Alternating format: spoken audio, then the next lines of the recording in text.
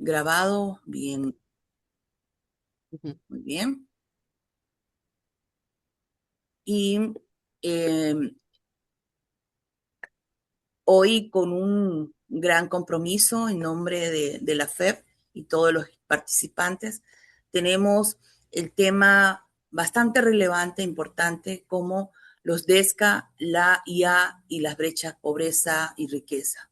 Tenemos un diálogo abierto, una apertura interesante y vamos para poder iniciar este excelente proceso a recibir, vamos a dar un video, un espacio, precisamente, nos lo explica. Ya voy a compartir pantalla para que todo quede bien. Me informa si se ve el pantallas de diálogo, por favor. Ahí va, ahí va. Saludos. Hoy tenemos una sesión un poco diferente. Vamos a dialogar sobre los DESCAS, la inteligencia artificial y las brechas de pobreza-riqueza. Como ya sabemos, los DESCA son los derechos económicos, sociales, culturales y ambientales. Para los que no han usado ese término, eso quiere decir que derechos económicos que en el mundo todo ser humano tiene derecho a acceso a una vida sana y con sus necesidades básicas atendidas. Eso es la parte económica. Y la parte social tiene que ver con nuestro derecho de vivir en un país, en un sistema social, donde se nos atienda esas necesidades básicas en términos de salud, educación y bienestar. Y la parte de nuestros derechos culturales tiene que ver con nuestra identidad, sea nuestra raza, nuestra religión o nuestras tradiciones y costumbres. Tenemos derecho a comer la comida que es típica para nuestra forma étnica de ser. Tenemos el derecho a nuestros bailes y nuestros cantos. Eso se trata de nuestra identidad. Y en la parte ambiental realmente hay una bifurcación, porque tenemos derecho a un ambiente sano y eso implica básicamente el aire, pero también poder estar sin mucho ruido, poder estar tranquilos, viviendo una vida de paz. Todo eso tiene que ver con nuestro ambiente en armonía con la naturaleza, pero a la misma vez la naturaleza misma tiene sus derechos. Y entonces ahora los ríos tienen sus derechos, los bosques tienen sus derechos y tenemos muchas áreas protegidas en diferentes partes del mundo, especialmente aquí en Costa Rica, 27% del país, protegidos. Esos son los derechos de la naturaleza. Bueno, de eso se trata DESCA y varios de nuestros compañeros de nuestra fundación hoy van a dialogar de diferentes aspectos de DESCA y su relación con la IA y la relación con brechas que tienen que ver con pobreza, riqueza y esencialmente con accesibilidad. Volvemos al tema de la IA. Esencialmente, la IA lo vemos como una moneda con dos caras. Hay una cara positiva y hay una cara negativa. En lo positivo hemos visto muchos ejemplos ya. El sábado pasado escuchamos a María Elena Rúa y Eduardo Riveros hablando de la computación cuántica. tenemos cada uno de nosotros acceso a tipos de la IA que nos están apoyando en términos de ser nuestros asistentes y a veces nuestros agentes. El otro lado de la moneda es un poco más complicado. Ahí hemos escuchado a Raúl Arechavala, que nos habló como filósofo de la problemática de que la IA domina la forma de pensar y nos está haciendo dependientes en los procesos cognitivos nuestros, en el pensamiento, y eso nos puede perjudicar como humanos. Además, hemos escuchado a Daniel Villaverde, quien nos habló de la regulación de la IA para que no llegue aceleradamente a una inteligencia una superinteligencia artificial que puede llegar a un punto en que domina a los humanos. Entonces, ¿qué es lo que estamos aprendiendo? Que hay mucho más que aprender, que tanto en el área positivo como negativo hay mucho que aprender, y de eso se trata este curso. ¿Qué está pasando en términos de las brechas? ¿Por qué estamos dedicando esta sesión y la de la próxima semana también para analizar un poquito las brechas que IA y nuestra relación con la IA están causando? Sabemos que existen ya brechas entre países ricos y países pobres, y eso se puede ir agudizando. Ya tenemos diferentes situaciones en países como algunos de nuestros países centroamericanos, como Honduras, Nicaragua, Guatemala y El Salvador. Además, Haití, países muy afectados por la pobreza ya con las condiciones que están viviendo. Entonces, ¿qué va a pasar en esos países? A la misma vez, si miramos adentro de diferentes países en el mundo, hay áreas de pobreza en todos los países del mundo. Casi todos los países del mundo tienen áreas de pobreza. Entonces se va a agudizar esas áreas de pobreza con la situación que estamos enfrentando y por enfrentar. ¿Qué va a pasar en términos de brechas internas a nuestras sociedades?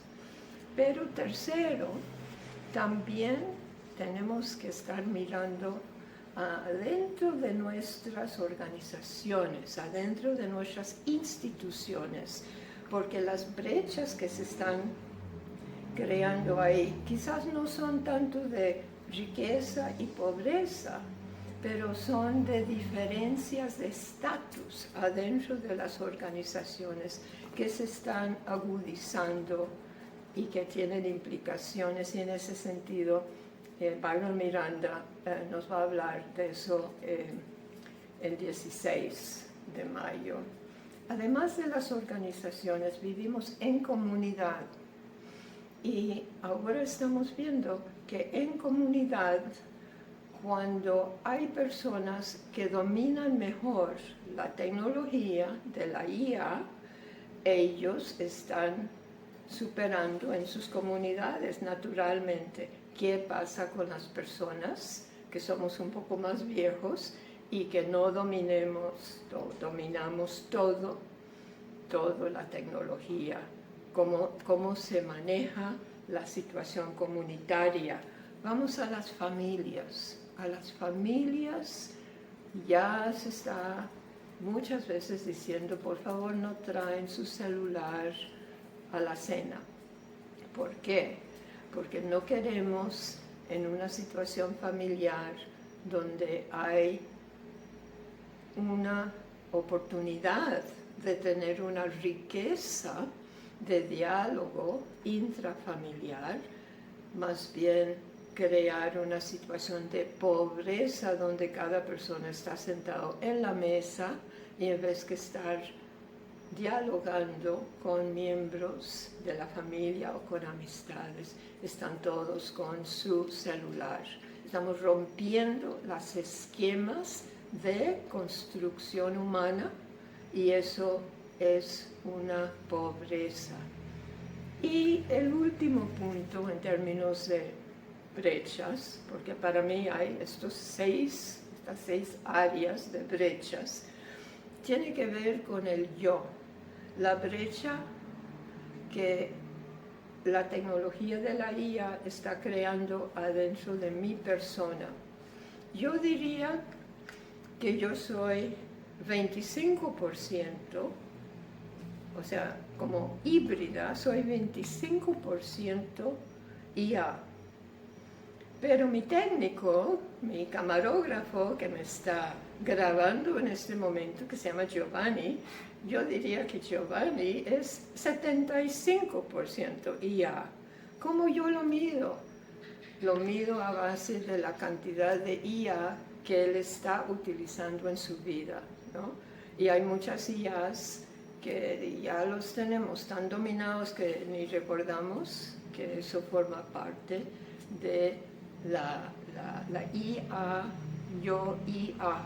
Entonces, ¿cómo es el balance de la IA versus el yo humano y cómo mezclo yo este balance para ir creando el yo híbrida que todos estamos comenzando a tener el proceso de evolución. Nos estamos evolucionando de forma híbrida o híbrido. Entonces, para ir cerrando, esto ha sido un vuelo de pájaro sobre qué son los DESCA, cómo estamos mirando la IA, positivo o negativo. No es una cosa que todo es bueno ni todo es malo. Son dos cosas que tenemos que aprender a integrar filosóficamente en nuestros procesos de análisis. Además de eso, ¿qué son las brechas? ¿Cuáles son las brechas? Y cómo podemos construir puentes para cerrar las brechas. Ahora vamos a seguir el diálogo a todos los compañeros que nos van a seguir. Ismael creo que es la próxima persona, pero también Lidiet y Janet y Honorio, de todos de nuestra Fundación Ética Visionaria, que van a compartir con nosotros en esta sesión, y todas y todos también que están conectados. Gracias. Excelente.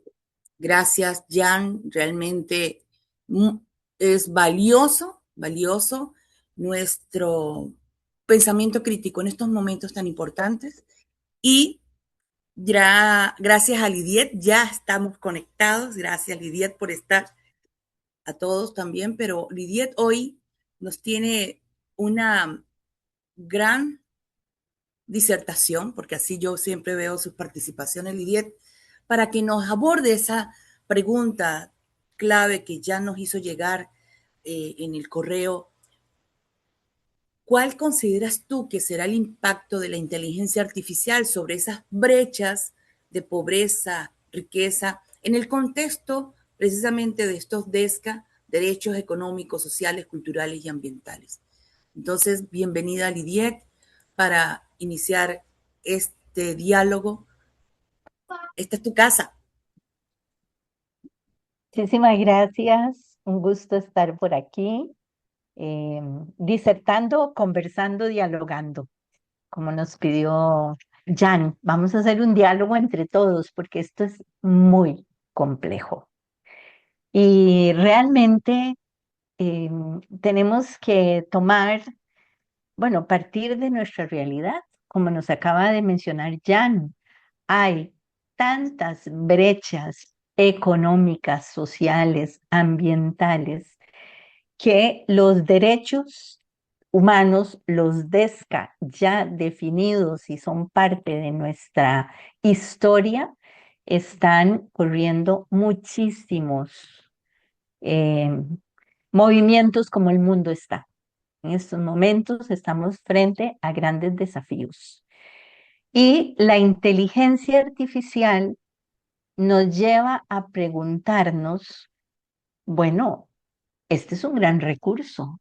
Claro que sí, facilita la tarea, pero esa tarea debe de ser con responsabilidad, con conocimiento. No podemos pensar que la inteligencia artificial, que no es nuestra inteligencia, venga a resolver los grandes desafíos que tenemos, porque entonces estaríamos asumiendo desde ese psiquismo una posición vacía.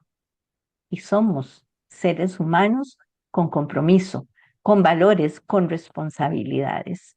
Y desde esta perspectiva, ayer precisamente pasé un estudio que me envió una de las colegas, compañeras, amiga, María Paulina, que debe de estar por ahí, de la Pompeu Fabra, del programa de educación en comunicación. Cómo la visualización que se hace con la inteligencia artificial desde el problema de la depresión confirma los estereotipos. Es oscuro, es un ambiente solitario. No estamos viendo desde las posibilidades que tenemos como personas de salir adelante. Entonces se refuerza un estereotipo que ya discrimina y ya pone fuera de posición a esa persona que ya fue etiquetada como la persona depresiva. Entonces, es muy interesante porque tenemos que, si bien una gran herramienta, y al final del estudio y los comunicadores que hacen este análisis nos demuestran que el factor responsabilidad no puede estar ajeno a nuestras interpretaciones y al uso de la IA. Entonces, cuando nos enfrentamos al problema de las brechas sociales y vemos la realidad que está sucediendo en todos nuestros países, Jan no mencionó Costa Rica, pero Costa Rica ha tenido un gran retroceso en su avance económico, social, ambiental, de derechos humanos y de los DESCA. Porque ya hemos sufrido la muerte de dos grandes líderes defensores de la tierra en la zona sur del país. En la zona de Talamanca estamos viviendo los problemas del extractivismo. Es que estamos frente a un problema es cierto, Costa Rica tiene un 27% de su territorio protegido con los parques nacionales y las áreas de conservación, las áreas silvestres, pero esto está en riesgo. Y ahí está en riesgo el cumplimiento de los DESCA. Porque si no hay la información, el conocimiento y la solidaridad frente a estas grandes necesidades que estamos viviendo, vamos a graves problemas, problemas de todo tipo. Y estaba revisando a uno de mis colegas psicólogos, quien escribe Ignacio Dobles y Helga Arroyo, y tomé nota porque me parece muy importante. No podemos dejar de perder de vista qué significa este sistema del neoliberalismo y los afectos. Estamos hablando de la parte psíquica, de la parte psicológica, del yo, cómo se está generando estas nuevas formas de subjetividad todavía no solamente amenazadas por un sistema del neoliberalismo, sino amenazadas por toda esta tecnología y este avance en donde vamos perdiendo, digamos, esos espacios y esa información y ese conocimiento para poderla utilizar con esa responsabilidad que se requiere. Entonces, Ignacio nos dice que en este sistema se generan nuevas formas de subjetividad. Hay un vaciamiento subjetivo. Esto es muy importante. ¿Qué significa esto? ¿Por qué? ese vaciamiento subjetivo, porque hay una fragilidad de los logros sociales. Y esto tiene que ver con los derechos. Esos logros sociales no cayeron del cielo, son la respuesta a una lucha social comprometida por tener una mejor calidad de vida. Y en este sistema sucede esto, se van perdiendo esas referencias sociales que son esenciales y que nos van permitiendo darle sentido a nuestra existencia. Y eso pone en peligro toda esa forma de poder enfrentar esa realidad a la que en el día a día hoy estamos viviendo, sin caer en la depresión, sin caer en el ausentismo, sin caer en esta perspectiva nebulosa de enojo o de falta de compromiso.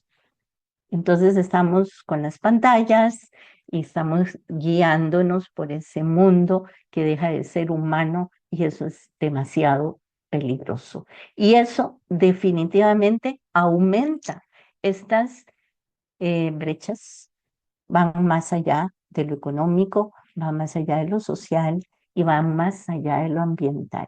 Y hay un dato que me, me conmovió muchísimo al analizar un documental sobre la Amazonía. Los países de América Latina que forman este mapa donde el cauce de los ríos son esa provisión de oxígeno y de agua, de naturaleza y de biodiversidad, está corriendo grandes riesgos a la humanidad, a la humanidad. Y la humanidad son esos 40 millones estimados de personas indígenas eh, que viven en esa zona, que son locales, que tienen sus idiomas. Hay más de 89 idiomas y lenguas que están en peligro. Y como lo dice un gran experto en estos temas de la identidad, cuando un pueblo pierde su identidad, se pierde la vida. Es que no solamente estamos perdiendo el agua, estamos perdiendo la biodiversidad, estamos perdiendo el cauce de los ríos, estamos perdiendo esa naturaleza que nos da vida, sino que estamos perdiendo al ser, al yo, que va quedando vacío. Y también en esta visión regional y Costa Rica y Centroamérica y Haití y todo el Caribe no son ajenos.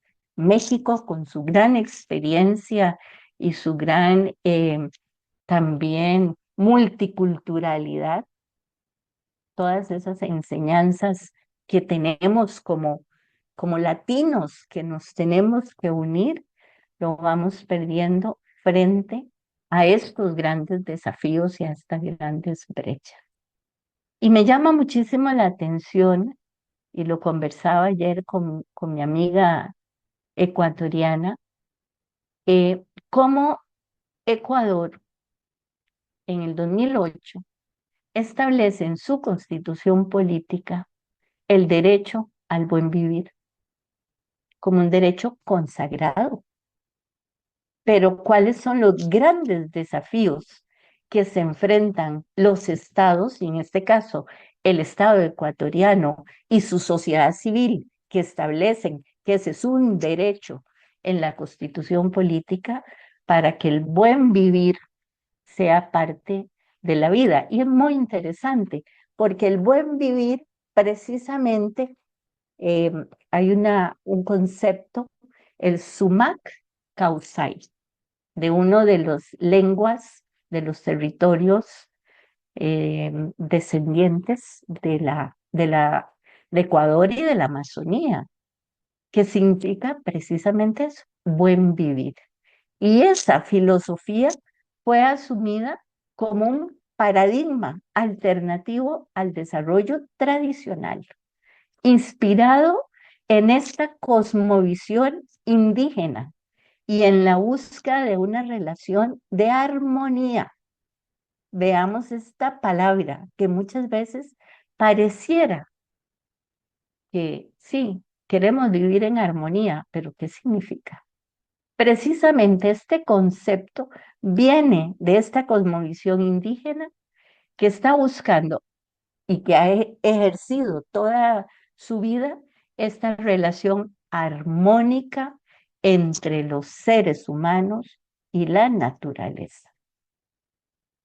Por eso es tan importante y siempre, por muchísimos años, yo nunca escribo medio ambiente, nunca lo escribo, escribo ambiente. Porque cuando vemos esta perspectiva del medio ambiente, estamos pensando que es el recurso que estamos utilizando para ser extractivistas, para ser expansionistas, para destruir lo que nos une en esta naturaleza. Porque seres humanos somos seres vivos y naturaleza son los seres vivos. Entonces, es una reflexión que definitivamente los desafíos son muy importantes. Yo por un momento me he sentido bastante enojada, digamos. He perdido, no diría que haya perdido la esperanza, porque creo que la esperanza es parte de nuestro ser y de nuestra esencia. Pero es que me siento impotente. Y así como yo, millones de personas en el mundo estamos sufriendo de de ese vaciamiento del yo. Y esto psicológicamente es muy grave, porque estamos viviendo los problemas propios de ese vaciamiento. La depresión, la falta de acción, el asumir como lo normalizado, la violencia de género, la violencia contra las niñas y los niños, la violencia contra los recursos naturales, la violencia contra el recurso que el trabajador se gana día a día luchando por tener un ingreso que sea digno, que le permita satisfacer sus necesidades básicas como la alimentación, la vivienda, la educación, la salud. Y nos estamos enfrentando en este vaciamiento a estos derechos consagrados, ya como lo vemos en una constitución política como la de Ecuador, como lo vemos los DESCA, ya definidos y establecidos como derechos humanos que tenemos que conocer al dedillo y hacerlos nuestros, porque es lo único que nos permitirá, creo yo, enfrentar estos grandes desafíos, estando bien espiritualmente, estando bien con esta visión y esta cosmovisión de que soy parte de esta naturaleza y por lo tanto me refugio en el canto de las aves, en las flores, en el cacao, en lo que a mí me inspira como muchas otras personas y es lo que nos permite tener esa visión y ese compromiso hacia el cambio social. No se trata de planteamientos retóricos o de planteamientos escritos por escribir. Se trata de acciones. Y creo que este espacio que tenemos, gracias a la FEP, gracias a Jan, gracias a toda la gente que estamos siendo parte de esta visión y de este trabajo, pues enfrentarnos a nuevos desafíos que son nuestras generaciones que están atrás.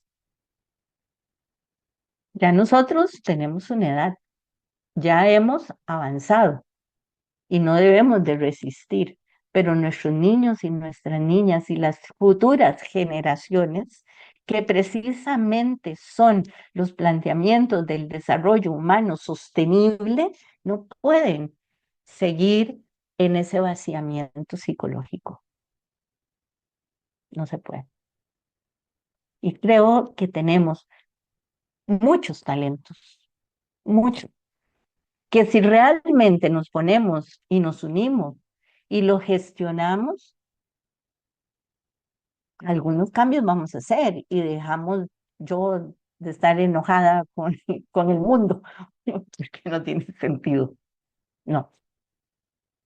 Bueno, es así como una inspiración desde el alma, porque esto hay que resolverlo por las futuras generaciones, por los DESCA, por ese trabajo que se hizo anteriormente, por la Carta de la Tierra, por todos estos fundamentos que están. Es que no tenemos que inventar nada, es que están, pero se han pisoteado, se han olvidado y se han dejado en el archivo. Pues vamos a sacar los archivos. Yo a veces he dicho, aquí viviendo en España, que es tan diferente de Costa Rica y de Centroamérica y de América Latina, a veces me planteo, ¿será que yo puedo ir a hablar con el señor presidente de España que busca hacer cambios en un ambiente neoliberal y bajo las fuerzas de extremas derechas que ponen en peligro todo? Pero no sé, no me he atrevido todavía, no sé cómo hacerlo. Muchísimas gracias, querida Lidiet. Como siempre, profunda, que llega, tocando también de una manera eh, muy, muy, muy maternal estas eh, grandes, precisamente decisiones que hay que tomar a nivel de los DESCA. Yo creo que como parte de este proceso eh, debemos seguir, como dices tú, retomando esos escritos, esos archivos que fueron construidos fuera de la era del IA, de la IA, fuera de esta etapa tan estricta para unos, pero también para otros tan riesgosa. Y como parte de este diálogo, hoy tenemos también en nuestro pensador y equipo que se ha incorporado a esto como parte de este diálogo, a nuestro compañero Honorio Cruz. Y quería consultarte, Honorio, ¿estás disponible ya para poder conversar? Hola, sí, sí, estamos listos. Excelente, Honorio, bienvenido. Y de nuevo hago la lectura de la pregunta clave que ya nos dejó a todos. ¿Cuál consideras tú que será el impacto de la inteligencia artificial sobre las brechas, pobreza, riqueza, en el contexto de los derechos económicos, sociales, culturales y ambientales, los DESCA? Bienvenido, Honorio, esta es tu casa. Gracias, en breve pongo la cámara mientras me ubico Perfecto, por gracias, aquí. Honorio. Bueno, ayer hacíamos una conversa con Lidiet, Ismael, Jan. Cuando miramos los avances tecnológicos, la ciencia y en específico estos elementos de,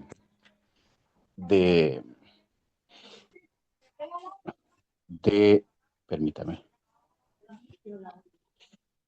estos elementos de los DESCA ya vistos en la realidad, lo que me salta a la mente rápido es el último reportaje. Ahí puede Jan compartir el enlace.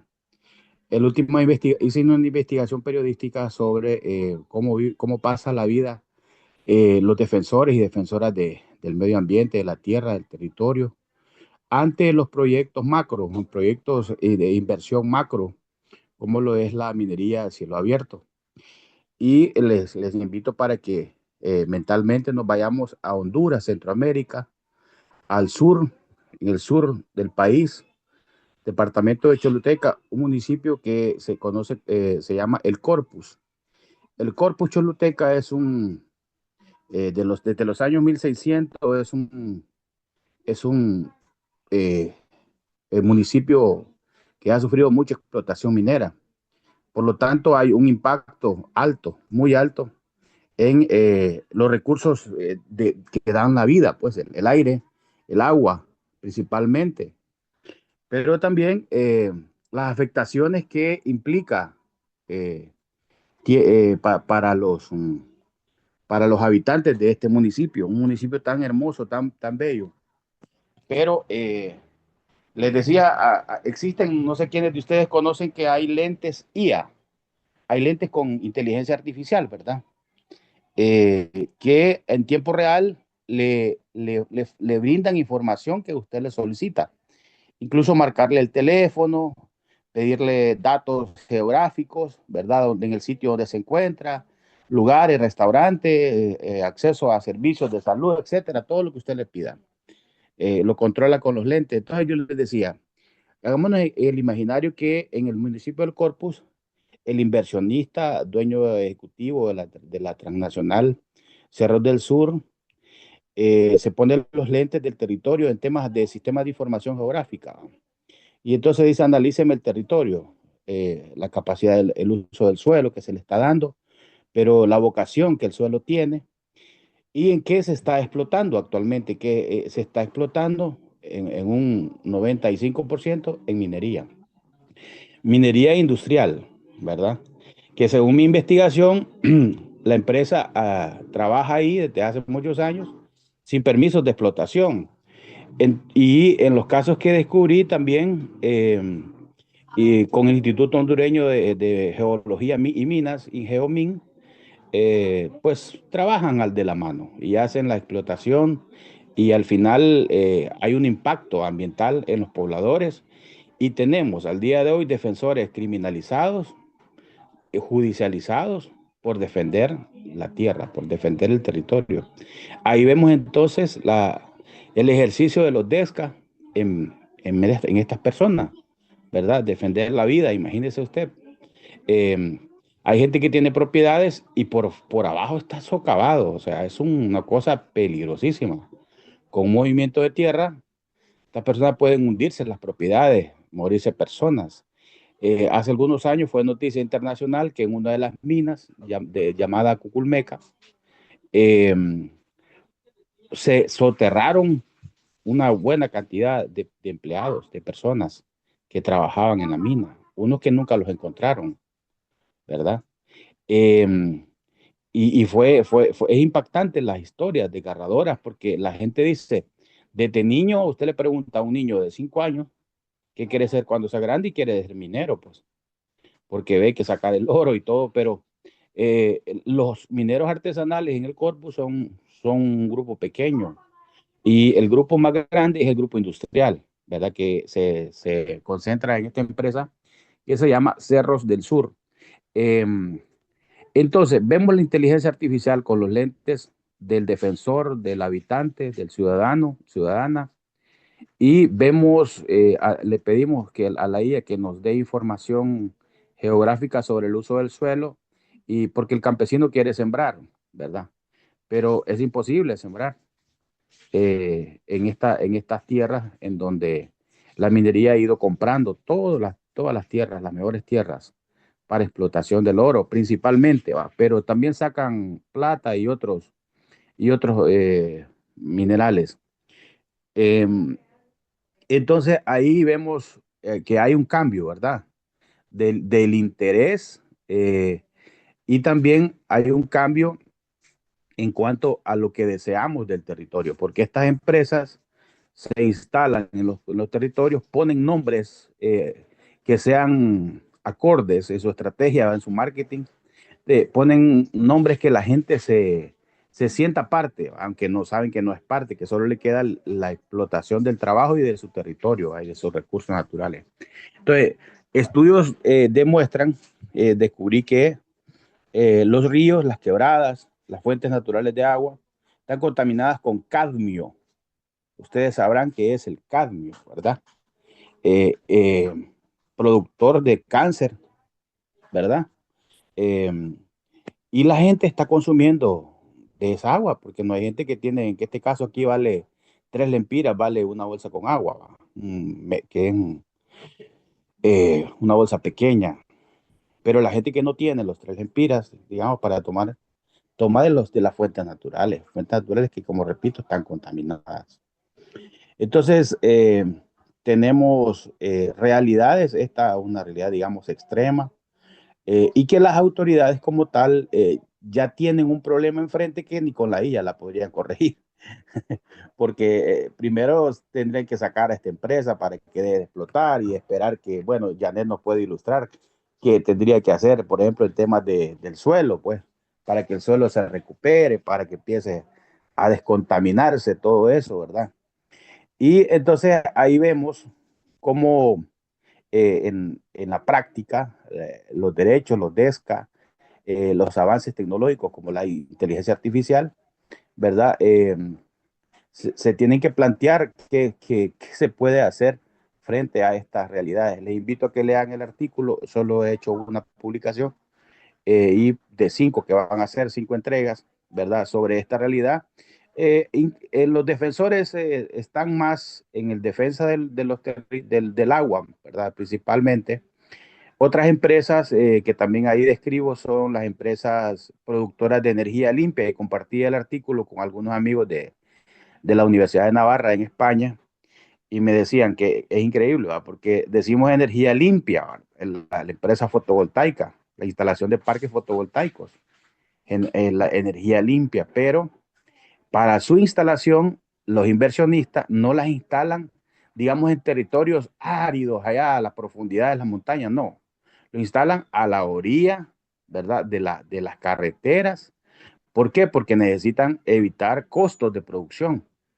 Mientras que si lo hicieran, por ejemplo, en territorios bastante rurales, para y después generar, hacer el proyecto de la transmisión de esa energía, ¿verdad? De llevarse esa energía, eso serían inversiones multimillonarias. Entonces lo que hacen es que se instalan en zonas que hay poblaciones y desde luego tienen que instalar los paneles solares y hacen una destrucción del bosque, sobre todo un bosque de jícaro.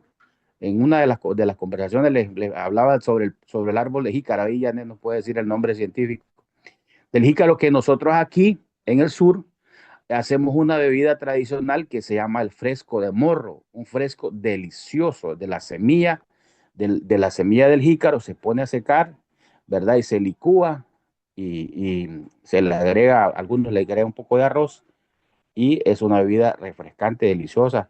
Y el bosque de jícaro se ha destruido por la instalación de estos proyectos. Entonces las comunidades han salido al paso y han sido judicializados por sedición, por otros delitos que también las leyes en Honduras contempla.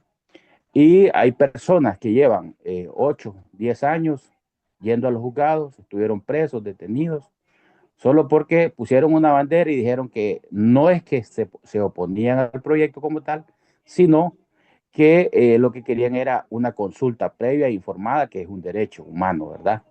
La consulta previa, libre e informada, y que a través de las autoridades municipales, en este caso de las alcaldías municipales, se sostuvieran cabildos abiertos, participativos, en donde se le preguntara a la población, ¿verdad? Que si estaba de acuerdo, sí o no, con el proyecto, ¿verdad? Que se instalara. Entonces, la gente en sí no es que se opone al desarrollo o a la inversión o a la generación de empleo o a la empresa privada, ni mucho menos, sino solo que se les consulte si están de acuerdo o no. Entonces, lo que han hecho las empresas, que como no se ha hecho estos procesos participativos, ¿qué hacen? Compran algunos comunitarios, algunos líderes, ¿verdad? Y van dividiendo las familias rurales, dividiendo las comunidades. Y esto pues son problemas con que la gente está viviendo actualmente. Vemos que enfrente hay un parque fotovoltaico, pero no es beneficiada la persona, ¿va? Porque la energía la paga cara. En Honduras la energía es la más cara que en Centroamérica. Entonces, ahorita tuvo un alza del 30% en la factura. Entonces, así de golpe con el nuevo gobierno. Entonces, son situaciones, realidades que uno va viendo en este caso, en mi caso particular, como agente de cambio, ¿verdad? Como agente de cambio, de desarrollo, de transformación de la sociedad, pero también en mi ejercicio como periodista que me toca investigar, conocer documentos legales, técnicos, ¿verdad? Investigar de primera mano también, con entrevistas directas a las personas, sea empresas o defensores, defensoras, ¿verdad? Entonces, esa es más o menos la historia que les quería compartir, que es, bueno, es una lectura que hago, ¿verdad? Pero también es parte de mi investigación y parte de la experiencia caminando por estas comunidades. Gracias. A ti las gracias, estimado Honorio. Realmente muy valioso, muy enriquecedor eh, esa experiencia, pero sobre todo conocer una realidad que cada vez se está viendo más ampliada y que está afectando a más comunidades, evitando la resiliencia, reduciendo vulnerabilidad, quizás para algunos, pero aumentándolas a los más pobres. Entonces, y con respecto a el nombre científico de la jícara o jícaro, eh, nosotros en Venezuela también usamos la jícara para hacer nuestros recipientes de reserva de agua. Es todo un proceso ornamental hermoso. Crescentia cujete. Crescentia cujete es el nombre científico. Entonces, gracias. Y dentro de este diálogo, pues quiero dar continuidad y aprovecho este espacio porque como ya han enunciado Lidiet y ahora Honorio, precisamente pues venimos en un proceso de revisión, de eh, ir analizando cómo estos derechos vienen a precisamente a ser afectados, pero con un enfoque realmente humano, eh, sabiendo que estos derechos, estos DESCA, representan uno de los campos relevantes que tenemos que seguir enfocando, puntualizando en nuestro actual contemporáneo y cómo desde el enfoque de la inteligencia artificial debemos asumir eh, y ubicar, porque a veces nos hacemos de la vista gorda, ¿no? No, tenemos que ser muy puntuales y ubicar las desigualdades. Entonces, eh, la IA, pues, no es solo una tecnología, realmente se ha venido a convertir, y esto lo hemos dialogado ya en varias oportunidades, varios panelistas que hemos tenido, conferencistas, lo han afirmado de una u otra manera, que viene a ser esa fuerza estructural que está redefiniendo, dando todo un enfoque diferente al acceso de los seres humanos al empleo, a la educación, a la salud y, por ende, a la riqueza y el poder. Y este tema es donde nos pone en una palestra realmente de desigualdad.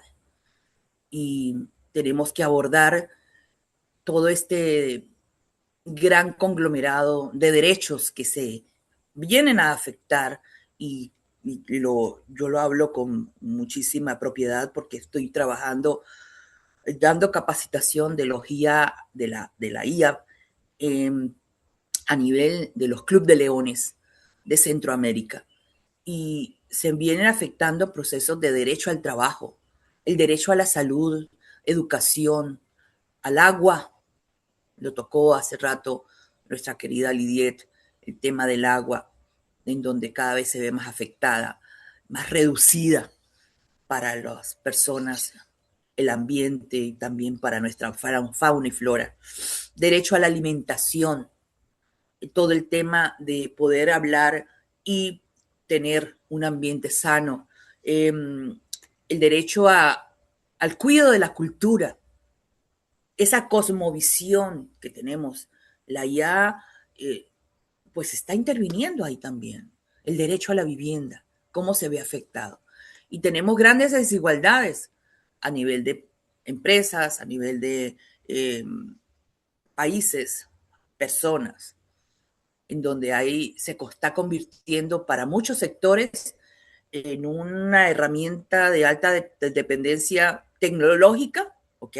Pero también en donde se hace exclusión de seres humanos que estaban dando el todo por su empresa, su institucionalidad, solo en donde se toman en cuenta son datos, todo el tema de del capital y la automatización. Es complejo y es un pensamiento multicriterio que tenemos que empezar a utilizar nosotros todos como eh, seres pensantes que estamos también en cierta manera eh, siendo, yo no lo digo afectados, pero sí eh, tocados, ¿no? De alguna manera por esta situación.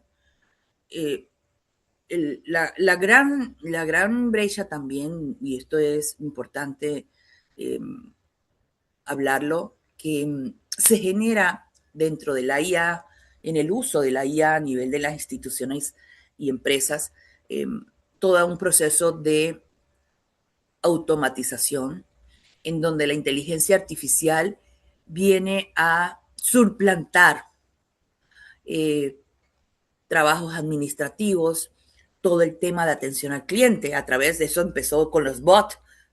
No sé, yo a mí me atendió de repente hago una consulta, por ejemplo, en el ICE, que es el Instituto Costarricense de Electricidad, y me contesta un bot, no una persona. ¿Ok? Hay preguntas ya definidas, inmediatamente el sistema lo que me hace es contestar.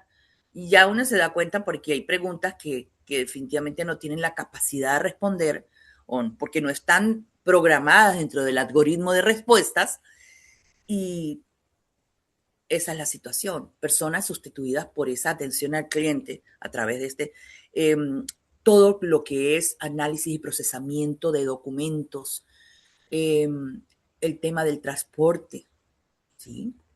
eh, manufactura de vehículos, manufactura de implementos, todo está realmente siendo en cierta manera abordado por esa IA y esto nos lleva a tener al sector más pobre, a nuestro sector humano más vulnerable, pues cada vez con menos o muy baja educación, con muy bajo acceso a la educación, con estoy hablando de la población más pobre, ¿ok? Porque ahorita voy a hablar de la diferencia entre el grupo que tiene riqueza en todo sentido, hablemos de riqueza global, integral, holística, con respecto a estas personas que también, pues al tener esa baja educación, bajo acceso a la conectividad, eh, por costos, porque le cortan la electricidad,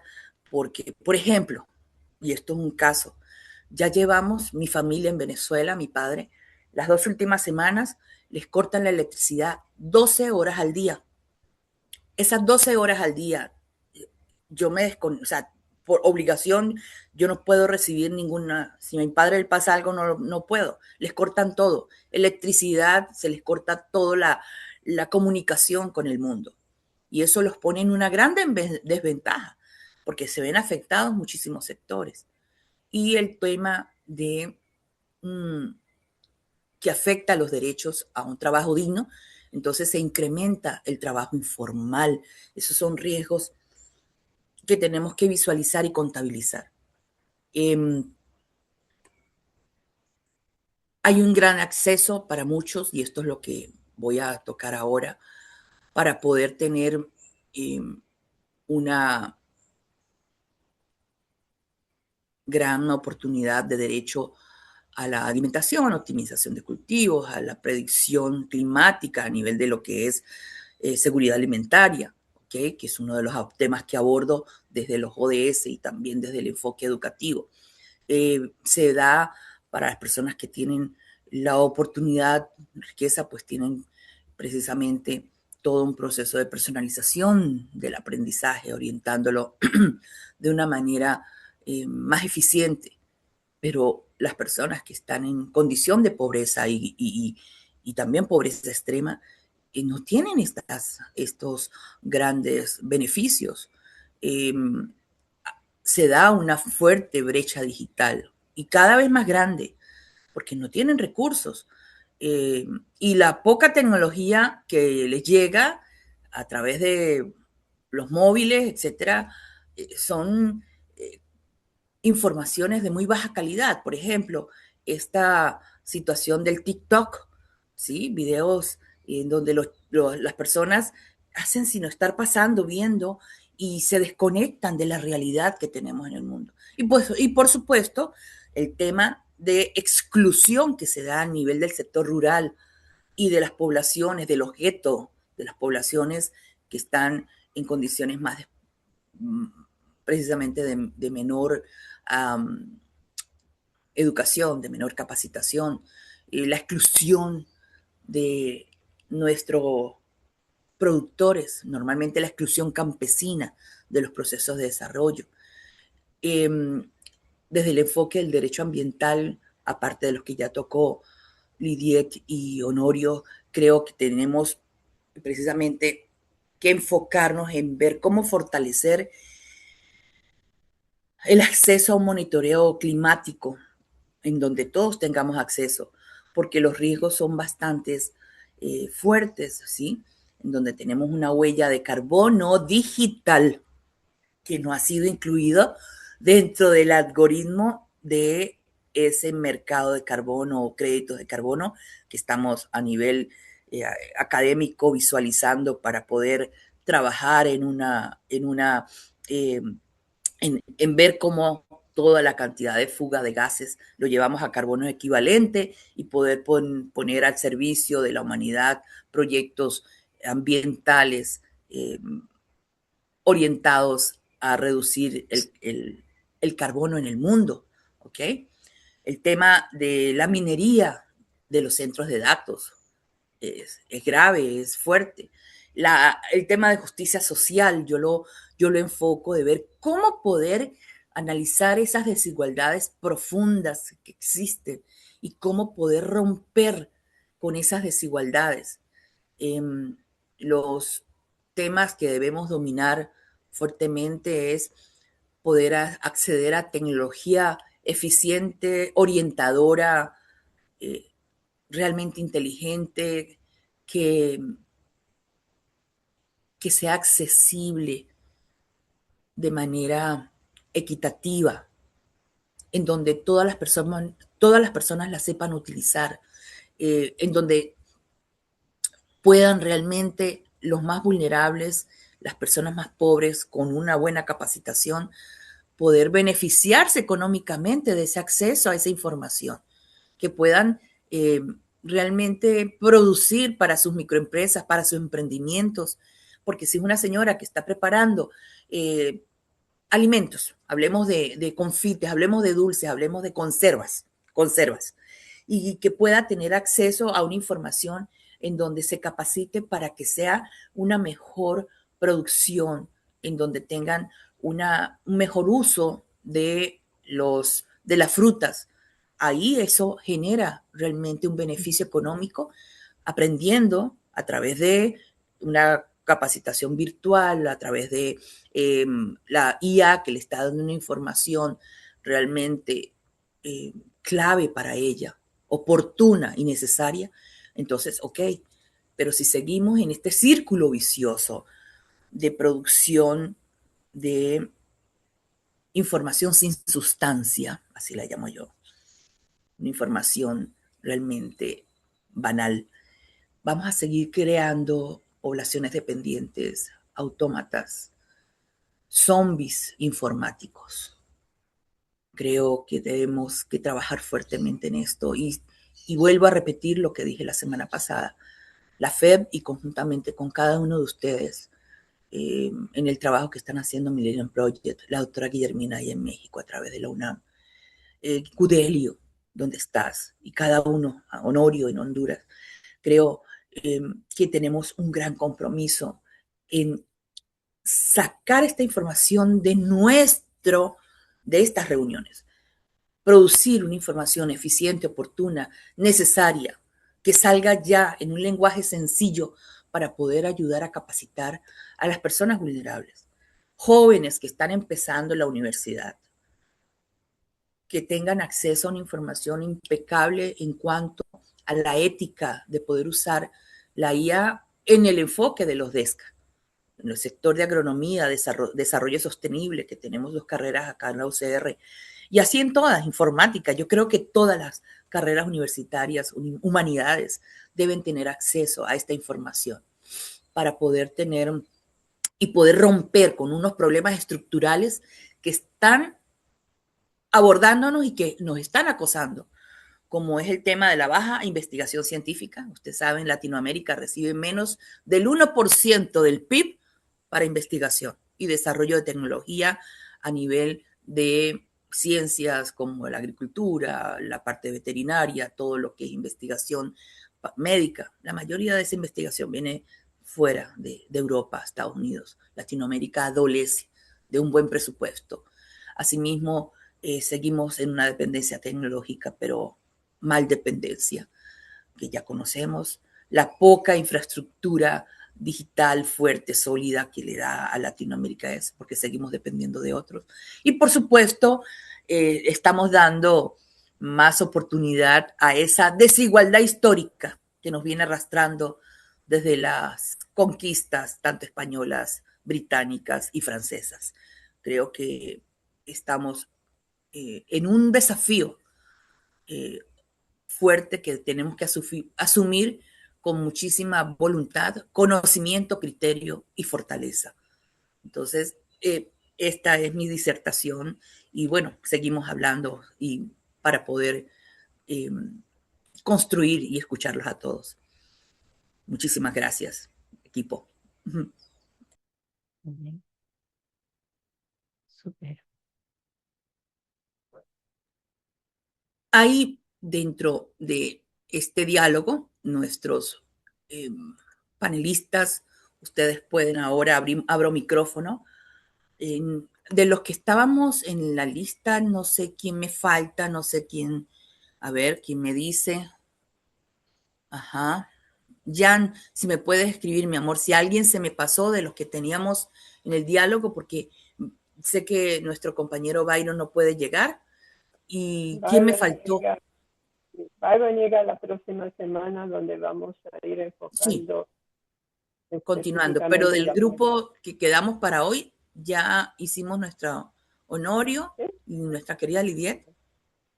Ah, sí, Entonces, Ismael, yo voy a decirle, Honorio, querido Honorio, si estás Hola. escuchando, por favor, coloca el link que nos hablaste en tu Ah, ok. participación, por Ok, favor. ok. Ahorita lo pongo ahí en el chat. Muy amable, lo que gracias. era, Y bueno, queridos todos, por favor, abrimos micrófonos para poder recibir sus comentarios, su pensamiento, su sentimiento.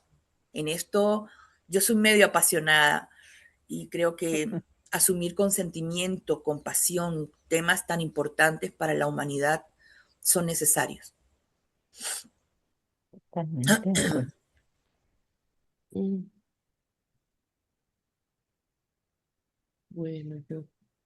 Ajá, mi querida doctora Concepción, después la doctora Guillermina, las tengo acá en lista. Por favor, abra micrófono. Doctora Concepción, lo tiene cerrado. Bueno, muchas felicidades a todos. Son brillantísimos y aprendí enormemente acerca de la nueva perspectiva y visión que tienen ustedes.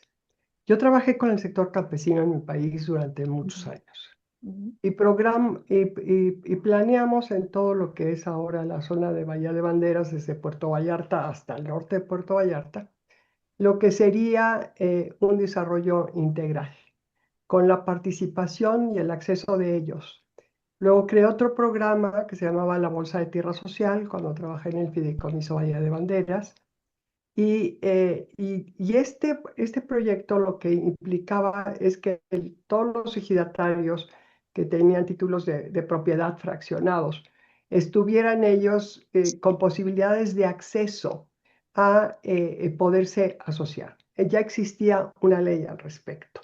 Y evitar el coyotaje, particularmente en las zonas cercanas al desarrollo urbano. ¿Sí? Fue un proyecto muy reconocido por Naciones Unidas, etcétera.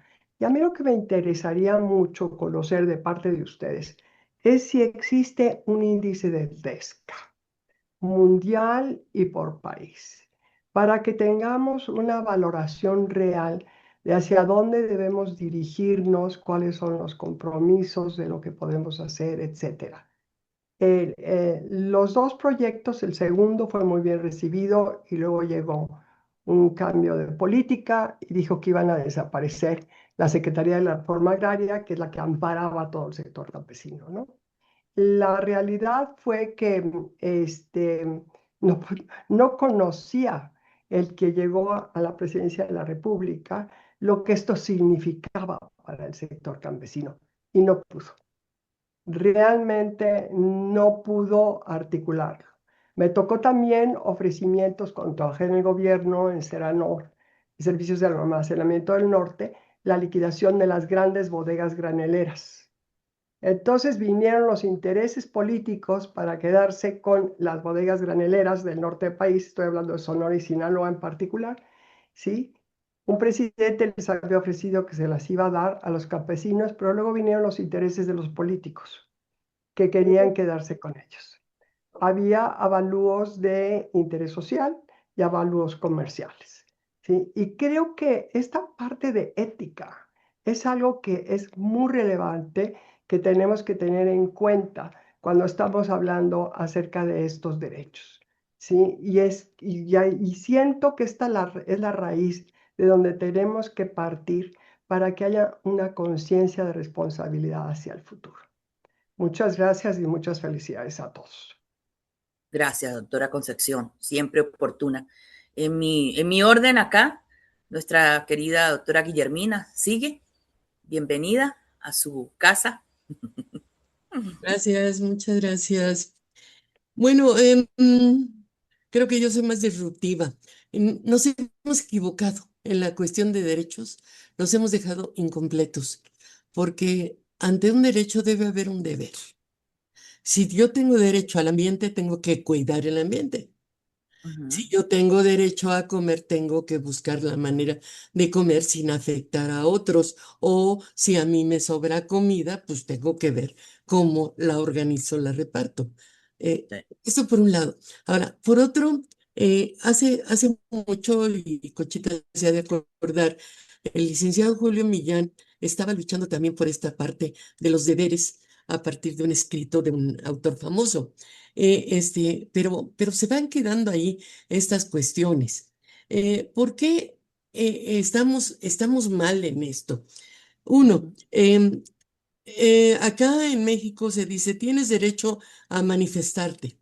Entonces, todos los días hay manifestaciones en la calle. Se cierran las calles, se cierran las carreteras y a veces hasta 18 manifestaciones diarias por cualquier cosa. Wow. No siempre son manifestaciones que de alguna manera son posibles o deberían estar en otro lado, deberían plantearse jurídicamente. No, son manifestaciones por cualquier cosa. Y a veces se ha llegado a situaciones verdaderamente absurdas. Un ladrón fue correteado por un policía, el policía le dispara y el ladrón queda herido y hay una manifestación para liberar al, Al al, ladrón. al ladrón y entonces que ese policía que lo metan a la cárcel. ¿Cómo es, no?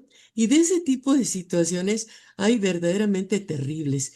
Imagínense una persona de tercera edad que va pues aunque no vaya al hospital, va a su casa, es que tiene necesidades urgentes y tiene que quedarse ahí porque está cerradas las carreteras. Es verdaderamente dramático todo lo que va pasando con toda la gente.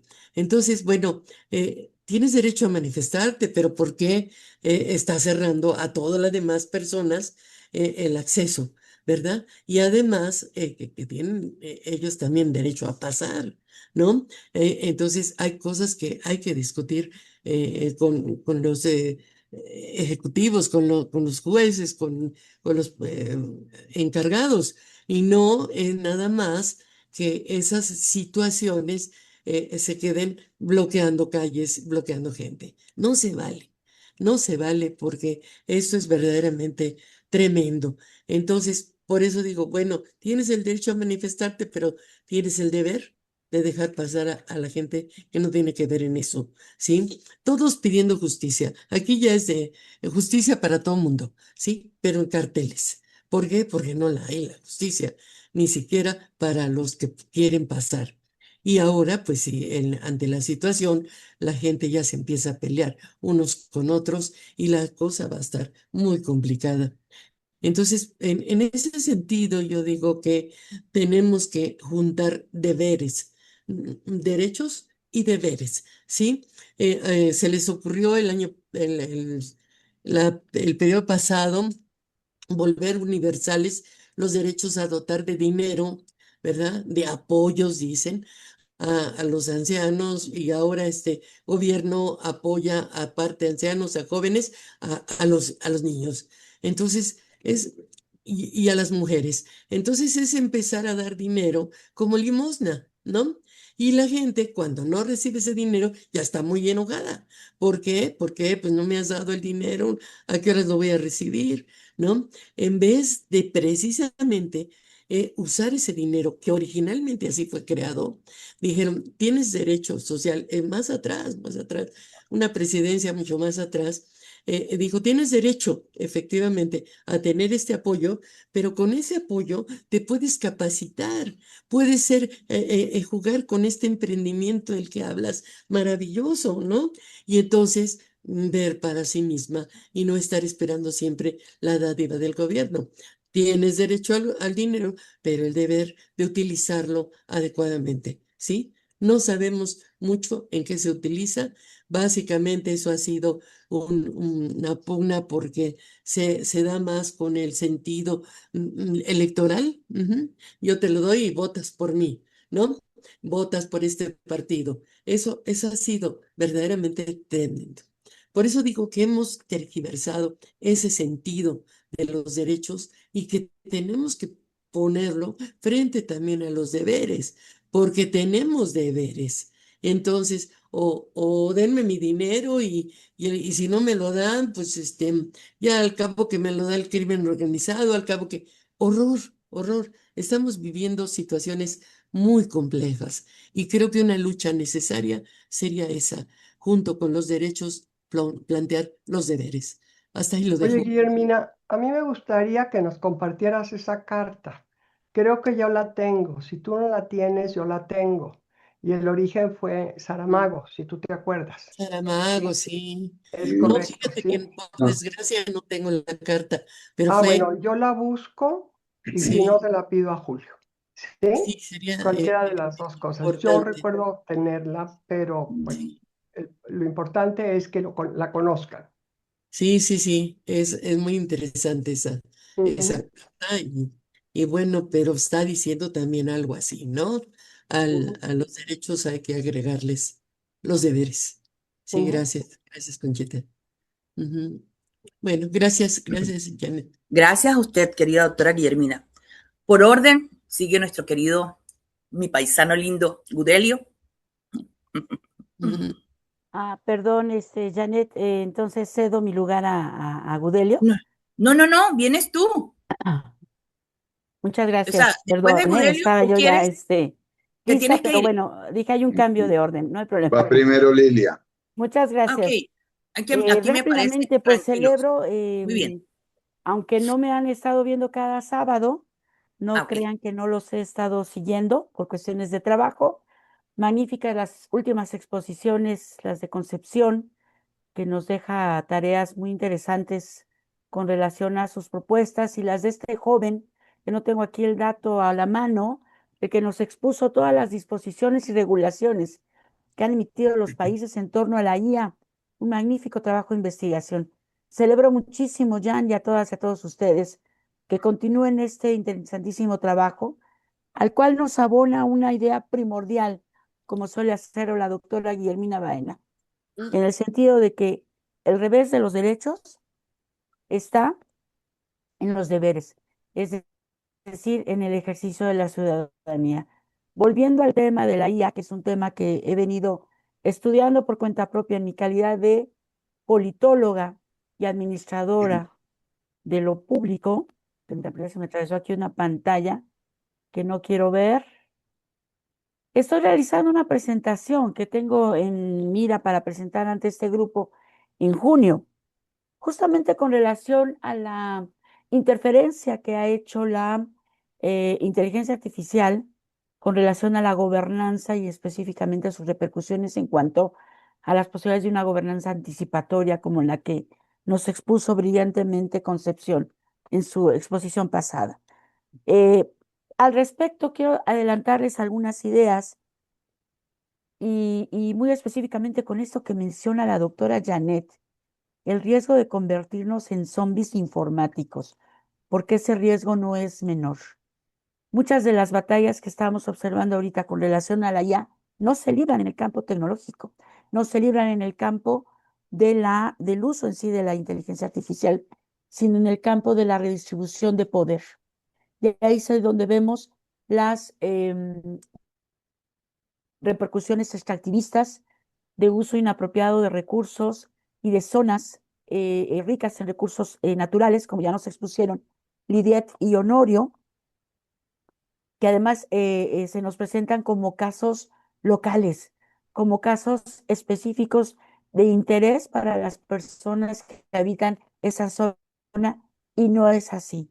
Nos estamos alejando como ciudadanía de la capacidad de pensar sistémicamente y observar cómo lo que ocurre en una región, lo que ocurre con un producto, con un sector, nos va a impactar a todos y a todas. Lo que ocurre en el campo de la inteligencia artificial, insisto, no se queda ahí, está en el campo de la redistribución, de la decisión de lo público. Por lo tanto, está en el campo de la decisión política. Yo dejaría aquí mi reflexión, cerrando simplemente con una reflexión de una autora que leo seguido, Marian Martínez Bascuñán, es una politóloga feminista que nos advierte: en el siglo XIX, las oligarquías controlaban los medios de producción en el ámbito rural, de lo industrial, del traslado del campo a la ciudad y todas las repercusiones que conocemos. En el siglo XX, las oligarquías se interesaron mucho por el control de la información y los medios de comunicación.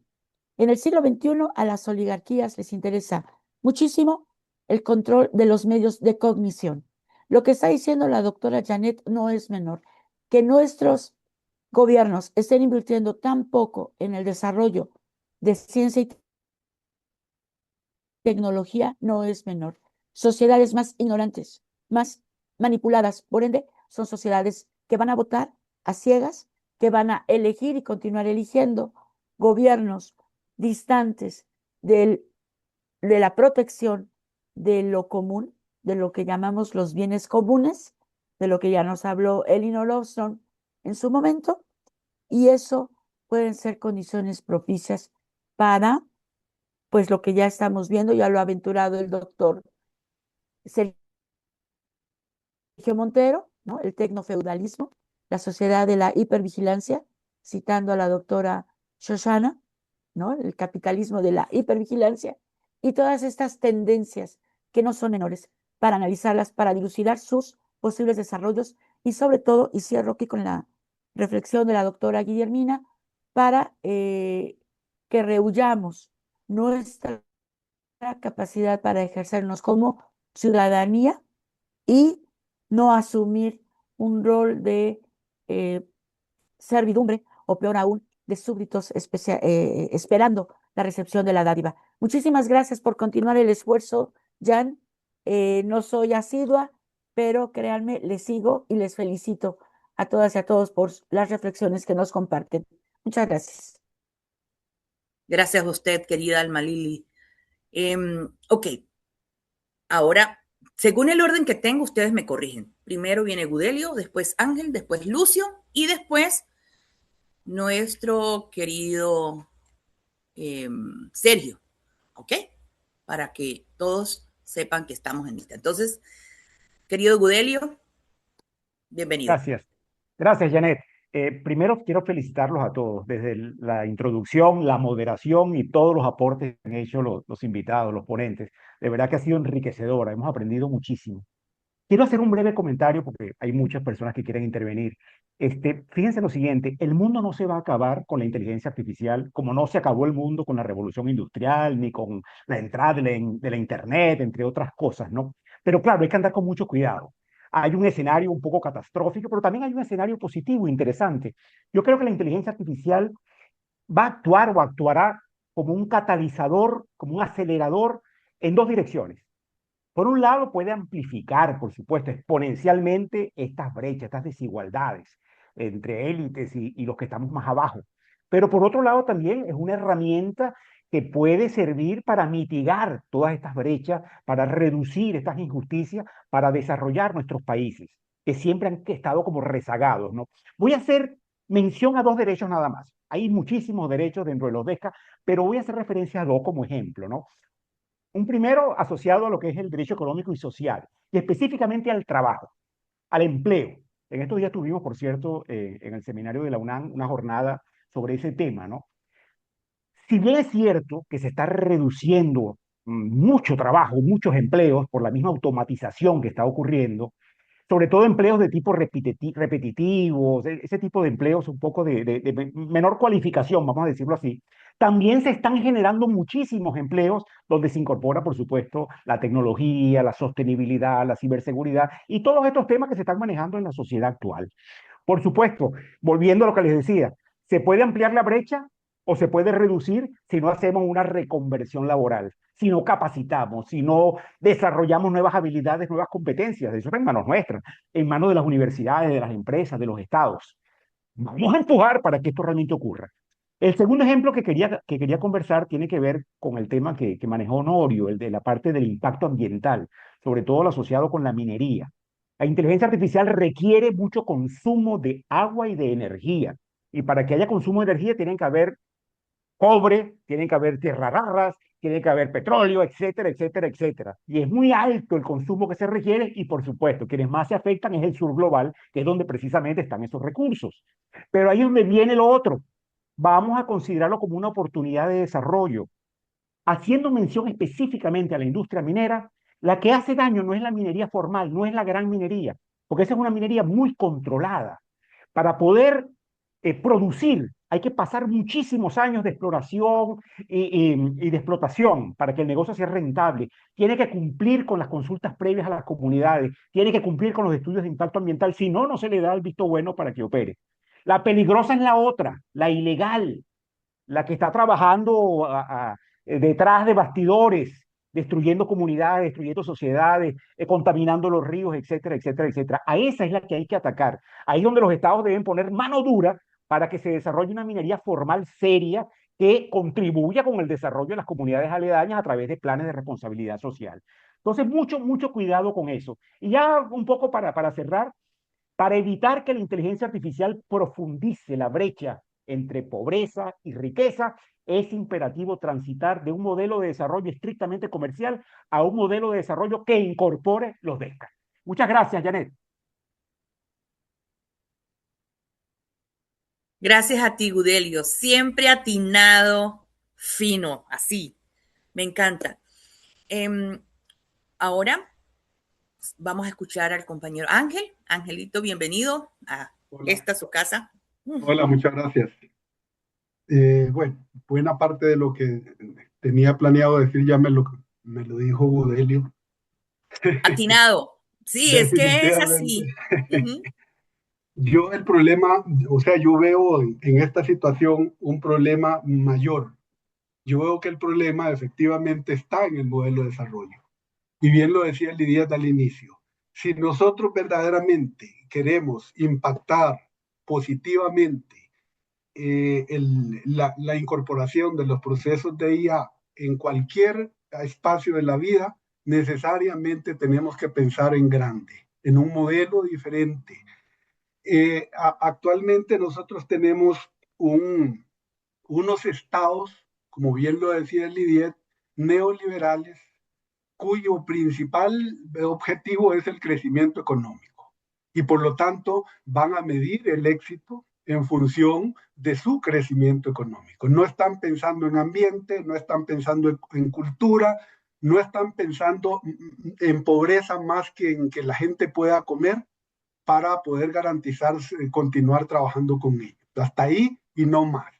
Por lo tanto, yo creo que la solución como prospectivistas la tenemos. El tema es cómo hacerlo, porque definitivamente necesitamos redefinir la sociedad que queremos, necesitamos redefinir el país que queremos, la organización que queremos, pero eso solo se logra, teóricamente ustedes lo manejan tal vez mejor que yo, con sentar a los sectores que toman las decisiones y ponernos de acuerdo.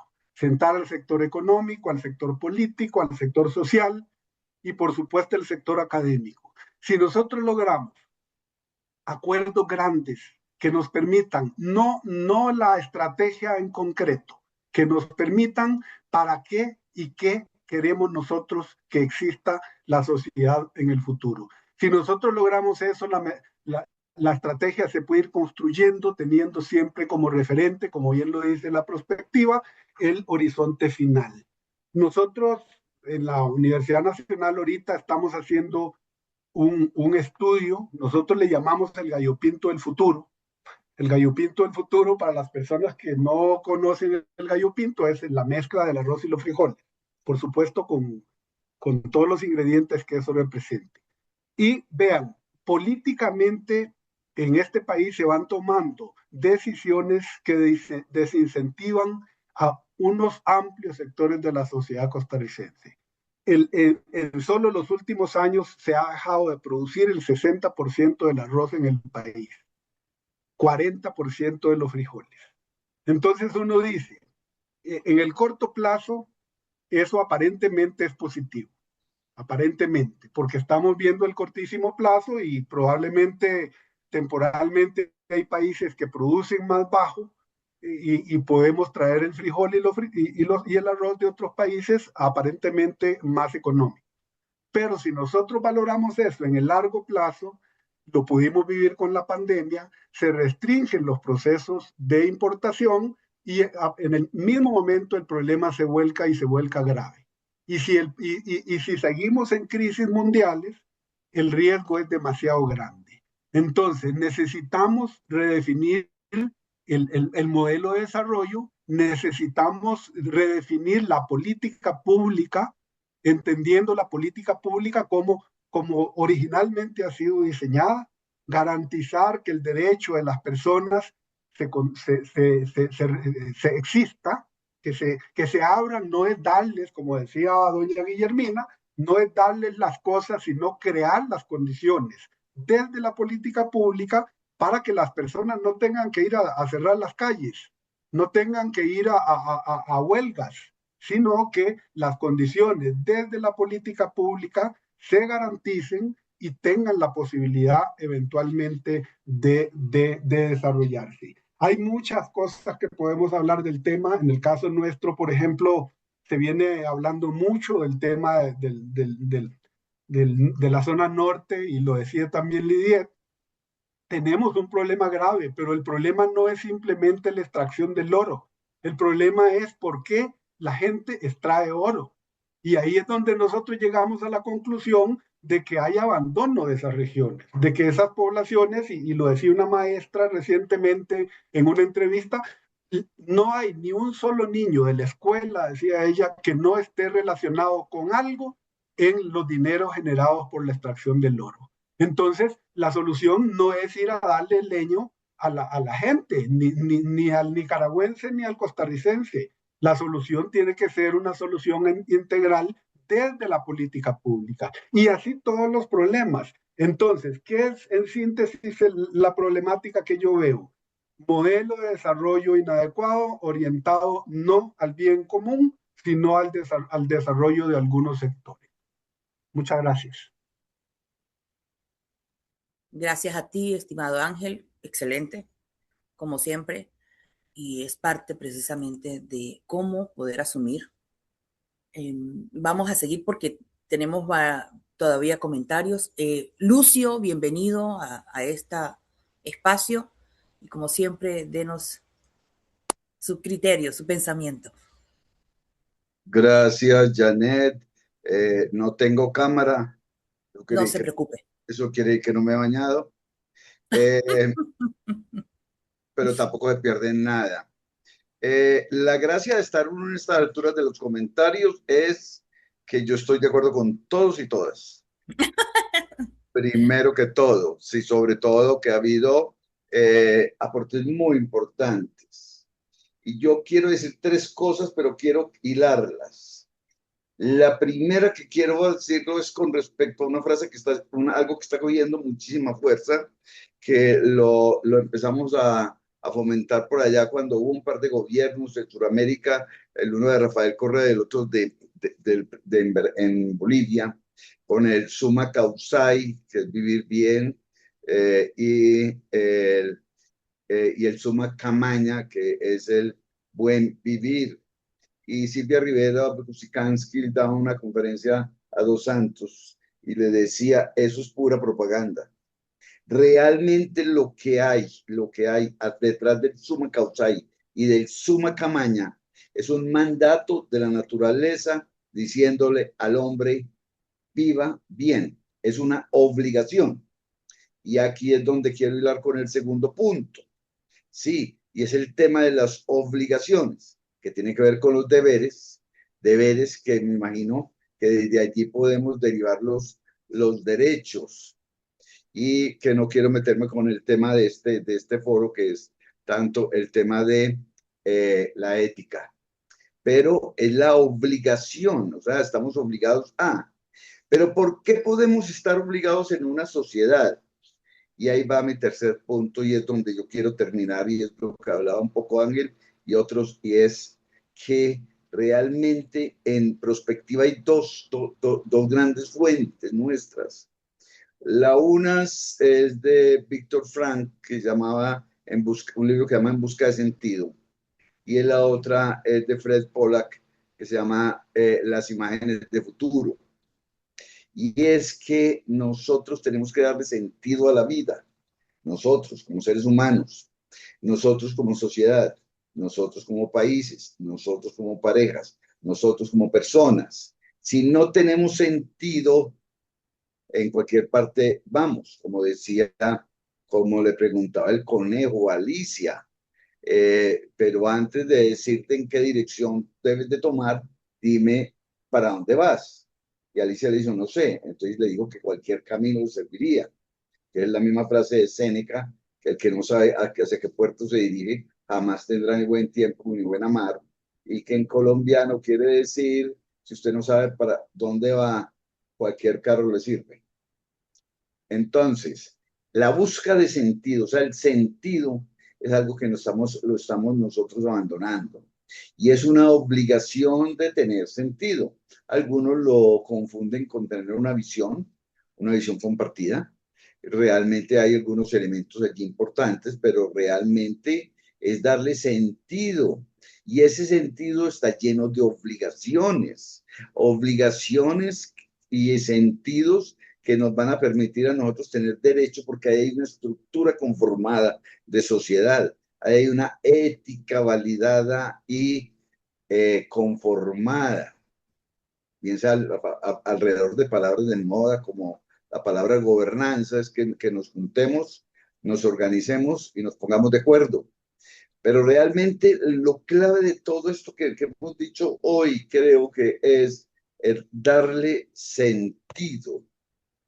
Ahora, nosotros íbamos a tener una discusión en 1974 cuando la mitad de la empresa se oponía a tener un computador sobre el escritorio y muchos queríamos tener escritorio sobre el escritorio un computador. Íbamos a armar todo un movimiento en contra del Excel y del Word y etcétera, porque esto va a acabar con los empleos o del computador. Sí. En 1925 sacaron una película que se llama Metrópoli, todavía hoy muy vigente, porque ya es considerada ciencia ficción. Y allí mostraban cómo las máquinas iban a acabar con el mundo, iban a volver a los hombres zombies, iban a acabar con los empleos, iban a acabar con toda la historia de la humanidad, ¿sí?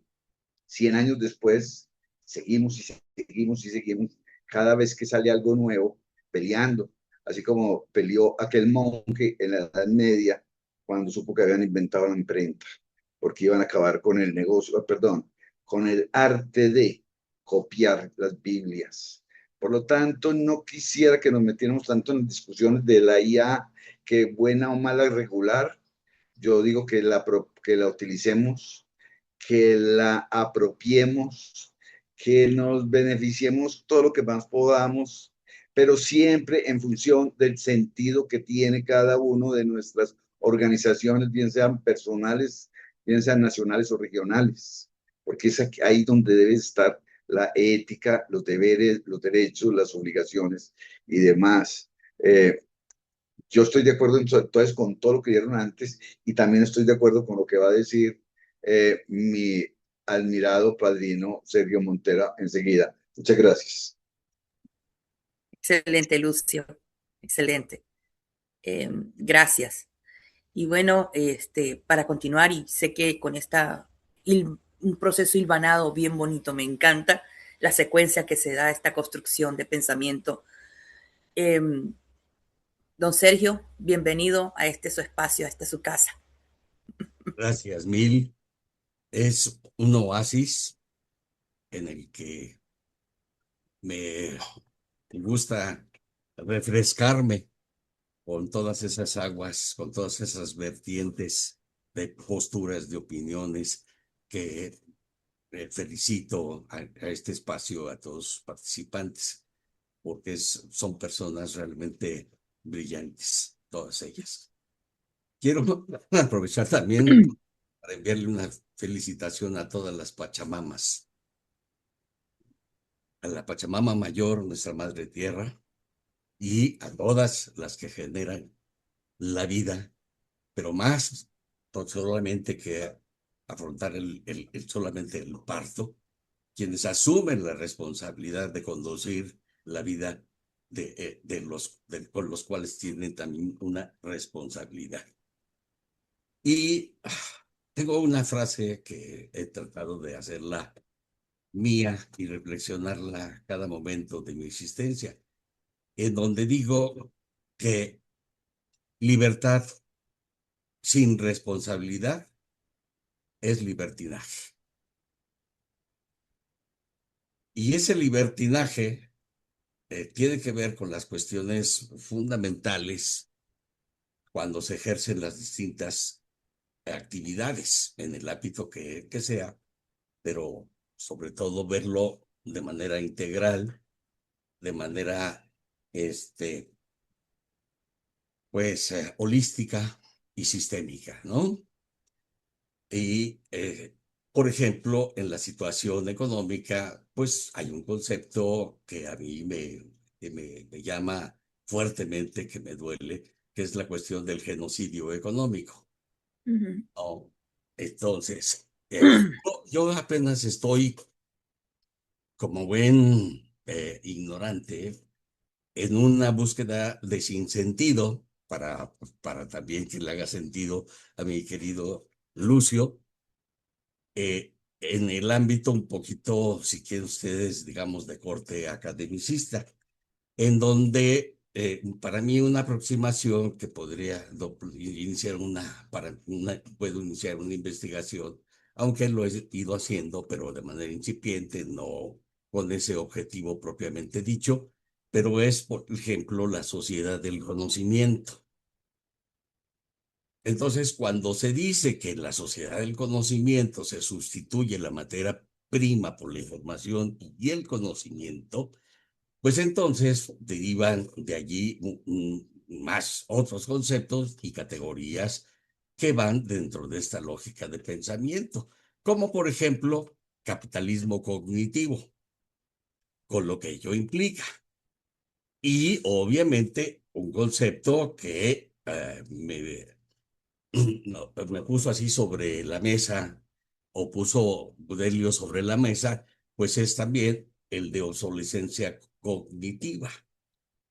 Y donde pues precisamente vemos que hay muchas formas de organizar la vida. A mí me gusta mucho esa expresión, pero hay una forma de organización sistémica que no podemos obviar, ¿no? Cuando estamos hablando precisamente de un sistema con sus ajustes, con sus discusiones, porque pues, todo es polémico, pero todavía el concepto de globalización creo que tiene cierta utilidad en el sentido, por ejemplo, de la extracción que se hace de toda la materia prima en todo el mundo para una producción no solamente ya de gran escala, sino de consumo compulsivo en muchas de las ocasiones, ¿sí? Entonces, ese tipo de situaciones pues, me lleva a pensar precisamente cómo estos cambios, pues no son nomás necesariamente producto del azar y de la casualidad, sino que también son cambios programados que revitalizan y refuncionalizan un sistema. Por ejemplo, no desde la cuestión de las neoguerras, en donde si tú quieres desarrollar un nuevo modelo de desarrollo, entonces, pues se va a desarrollar una guerra de quienes quieren preservar, ¿no? Su modelo que ellos consideran de desarrollo, ¿no? Y donde, pues vemos, pues todo esto que ya hemos platicado, precisamente por el ejemplo del cabildeo, donde vemos una serie de expositores, conferencistas, libros, etcétera, etcétera, ¿no? Para justificar sus acciones, ¿no? En ese concepto, digamos, de neoguerra, a través de una manera integral, no solamente a través de aranceles, sino también de la intervención directa, donde desarrollamos nuevas aproximaciones con conceptos como lo que es llamar, por ejemplo, el narcoterrorismo, ¿sí? En donde precisamente decimos, bueno, pero ¿por qué si no hay ¿por qué si no hay tanta necesidad? Pues, hombre, yo digo, a ver, ¿qué no podrían hacer campañas y todo eso para fomentar una educación y evitar el consumo de drogas que hacen tanto daño a una población, a un sector? Porque si en una lógica de mercado, de demanda y oferta, bueno, pues si no hay demanda, si no hay, no, los oferentes, pues poco tendrían que hacer. Pero en lugar de trabajar en ese ámbito, pues es más fácil porque las guerras, no, llámense neoguerras o la concepción que se tenga, pues lo que sí queda claro es que son estrategias de negocios, son estrategias de mercado desde mi punto de vista. Y de estas estrategias de mercado, pues es una estrategia política. Es una estrategia política y de la política, lo político de la política, donde precisamente pues ciertos gobiernos se van alineando en función de un modelo y otros que no, que pues van a ser objeto precisamente de las sanciones que marca un sistema con sus distintos indicadores, ¿no? Y esos indicadores, por ejemplo, que miden la cuestión económica bajo ciertos parámetros, no son indicadores que midan precisamente el daño al ambiente, ¿no? Es decir, bueno, tú vas a producir esto, pero ¿esto cuánto le cuesta al mundo? ¿Y cuál es tu responsabilidad para ello? Me tocó en un tiempo estar como presidente del Colegio Mexicano de la Publicidad. Y entonces me decían, oye, pues vamos a pugnar y vamos a realizar actividades para defender la libertad económica. Vamos a defender la libertad de las personas, de las compañías también que venden cigarros. ¿Sí? Muy bien. Bueno, a ver, vamos a ver de qué manera las compañías que venden cigarros se hacen responsable también de los daños y perjuicios, ¿no?, que puedan generar para que el costo de salud pública pues, no lo paguen todos los que no fuman por los pocos, digamos, que sí fuman. Pero pues como todo está también segmentado, ¿no? No es precisamente selectivo como las demás. Pensamos que las políticas públicas deberían ser selectivas, que por ejemplo, se proporcione un apoyo a las personas que realmente están en una condición de vulnerabilidad. Por ejemplo, aquellas personas mayores que ya sus hijos los abandonaron y que no tienen ni para comer. Entonces, bueno, pues meterlos a una lógica de sistema productivo donde le digas, mira, ahora si aprendes inteligencia artificial, se te va a facilitar mucho, etcétera, etcétera. Pero eso está vinculado directamente con el poder adquisitivo. A mis estudiantes en la Universidad Nacional Autónoma de México, en un grupo de comunicación organizacional, ¿no?, en una materia que se llama Plan de Desarrollo de Comunicación y Relaciones Públicas de los diferentes sectores organizacionales, pero pues resulta ser que muchos de ellos no tienen, por ejemplo, para pagar, ¿no?, cualquier plataforma que no solamente esté tan restringida por el uso gratuito y que puedan desarrollar trabajos de más largo aliento, ¿no? Entonces, yo quiero ya prácticamente con esta idea de obsolescencia programada, pues esta división, ¿no?, de generaciones, de segmentos obreros, campesinos, etcétera, todo ese tipo de cuestiones, ¿no? Y finalmente, decir que todo tiene su lado positivo y negativo y toda la escala de grises o de claroscuros que se puedan presentar. Pero hablando, por ejemplo, del bien común, del interés general, o como se le quiera denominar, sí, pues, ¿cuál es el balance? ¿Dónde está esa evaluación social de las repercusiones de las acciones que llevan a cabo las grandes corporaciones y los gobiernos, que no son llamados a cuenta, que son los principales creadores de corrupción? Porque para mí la corrupción es cuando se denigra la razón de ser institucional, es decir, a través de reglas de funcionamiento, de normatividad, de cumplimiento, ¿no? Y eso, pues sí, es una situación de ética, que es una situación de definición personal, pero también hay una deontología, la ética misma que deben llevar a cabo las profesiones, las actividades, etcétera, y el aspecto fundamental, ¿no?, sin ir mucho más lejos, y con esto concluyo, simplemente, ¿no?, con una palabra: respeto. Si no hay respeto, no hay amor y no hay nada.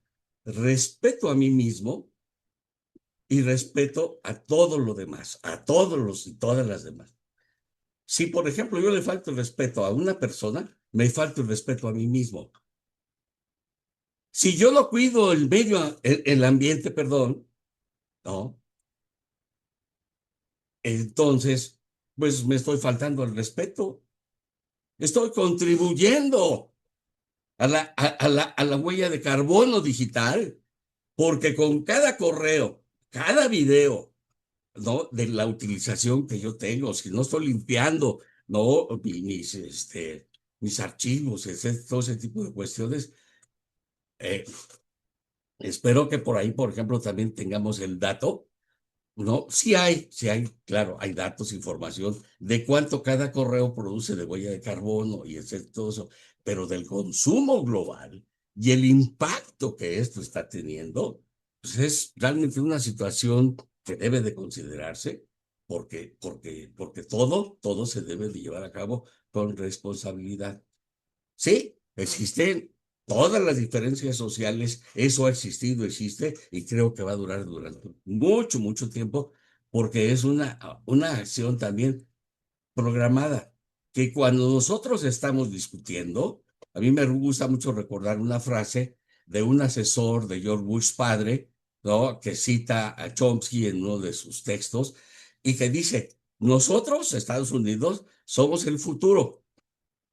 Somos los que decimos cómo se dicen las cosas. Y cuando las cosas cambien, ¿no? Ustedes seguirán estudiando lo que nosotros hacemos, estudiando el futuro. Y pues hay una viñeta que les he referido en donde alguien está leyendo, ¿no? El comportamiento de las aves. De atrás de su ventana abierta están las aves. Allá está, atrás, la realidad. Y nosotros consultando muchas veces a la inteligencia artificial, que también reconozco mucho su utilidad. He tratado de hacer unos ejercicios, como por ejemplo preguntarle, a ver, ¿no? Desarróllame una estrategia de combate al crimen organizado en México. Desarróllame una estrategia de comunicación y relaciones públicas para mantener y llevar a cabo una buena organización del Mundial en las 3 sedes de México. ¿Sí? Y bueno, la verdad es que es muy limitado y todo eso, pero al mismo tiempo también muy útil para tener pues, un punto de partida, para saber cómo piensan fíjense, ¿no? Soy bien contradictorio, pero cómo piensan los algoritmos y cómo construyen también realidades. Y Chomsky también diría, pues, ilusiones necesarias. Muchas gracias. Gracias a usted, estimado Sergio, y a todos. Y creo que esto ha sido enriquecedor y, y nos llena de verdad de satisfacción escucharlos a cada uno de ustedes dando con su experiencia, con su conocimiento y también con esa sabiduría que nos transmiten, poder fortalecer este conversatorio, eh, tener el espacio de poder visualizar, bisoñar, dice Carlos Jara, bisoñar las soluciones y también las opciones que tenemos como parte de ver escenarios constructivos. Y he hecho una toma de datos. Primero, muy de acuerdo con lo que dijo la doctora Guillermina acerca de poder trabajar en las mediciones de los DESCAS por país. ¿Ok? Estoy puntualizando aspectos en donde ella hace esa consulta. Si hay un proceso de medición de indicadores, se basan, por ejemplo, el protocolo de El Salvador, que tiene más de 700, aproximadamente unos 700, un poquito más de indicadores agrupados por derecho, salud, trabajo, alimentación, seguridad social, seguridad alimentaria, todo el tema de ambiente sano, ¿ok? Ambiente sano, y no el que estamos dejando en varias ciudades. El tema cultural, la cosmovisión, también está en estos enfoques de indicadores, el enfoque de derechos humanos ODS, monitoreo, ¿ok? Desde la Corte Interamericana de Derechos Humanos, en donde hay una relatoría especial. Jan es parte de esto, ha sido parte de esto y ella nos transmite con mucho cariño. Agradezco esa parte a Jan porque es conectar toda ese tema dentro de nuestros enfoques profesionales, es muy importante. También hay una parte que se aborda dentro de los indicadores, que es el tema de la justicia directa, ¿no? Entonces, en donde desde 2017, la Corte Interamericana viene abordando precisamente todo lo que son temas de declarar las violaciones de cualquier tipo como parte de del artículo 26 de la Convención Americana. Entonces, sí hay unos lineamientos para estas mediciones. Y el contexto geográfico, bueno, está marcado dentro de los países de competencia de la Corte Interamericana, ¿ok? El acuerdo de Escazú, en donde precisamente están trabajando en información, participación y justicia ambiental, y el tema de situación de riesgo, ¿ok? Eso para fortalecer la pregunta que nos hizo o que sugirió la doctora Concepción. Otro tema importante para recopilar esta gran información que ustedes han aportado, noté puntos claves que tenemos que ver como líneas estratégicas a seguir. Sabemos que el próximo sábado tenemos, ya no lo acaba de recordar, y es tener la democratización tecnológica. Para mí es fundamental y creo que ustedes lo han manifestado así en ese abanico de palabras hermosas, conceptuales, muy sabias, porque es importante el derecho universal a la información. Y en esto el Internet y la IA son parte de esa información. Entonces, Lucio, Gudelio, totalmente claros en eso. El tema es que haya acceso para todos, no para unos pocos. ¿Ok? Eso es fundamental. El tema de la educación digital debe ser también pública. Dejar de estar privatizando. Tenemos que darle acceso a los más desposeídos. Eso es clave. Eso es fundamental. Para mí, realmente eso implica cumplir con los derechos, pero también cumplir con nuestros deberes como ciudadanos con conocimiento. La soberanía tecnológica, en donde las personas puedan desarrollar en sus comunidades un desarrollo local de la IA, en donde se fortalezcan las políticas públicas desde un orden científico de investigación, ética, todo el tema de transparencia. Nunca discriminar, la no discriminación es clave. Poder incluir a todas las personas, a todos y todas. Y por supuesto el tema de rendición de cuentas, en donde podamos también tener un potencial y una aptitud sinérgica de científicos sociales, donde estén juristas dando el apoyo, agrónomos, científicos de todo nivel. Yo me hablo de agrónomo porque esa es mi área, pero todos, cada uno, filósofos, cienciólogos, educadores, y poder cumplir con nuestra misión de ser inclusivos, con ética, educación, y poder hacer realmente un fortalecimiento de los DESCA y que lleguen a todos los seres humanos, a todas las personas, y que con ello salgan beneficiados nuestra madre Gaia, que las conforman plantas y animales. Y con esto cierro. Si ustedes podemos completar la siguiente semana, pero para cumplir con el horario y no cansarlos más, algún comentario de cierre o algo que quieras añadir, mi querida Jan, para poder, entonces, si no lo hay, poder hacer con nuestra música de cierre, pero usted me indica. Ajá, dice Jan, lo pondré en la carta nueva, secretaria de la Corte. Ajá, muy bien, muy bien, muy bien.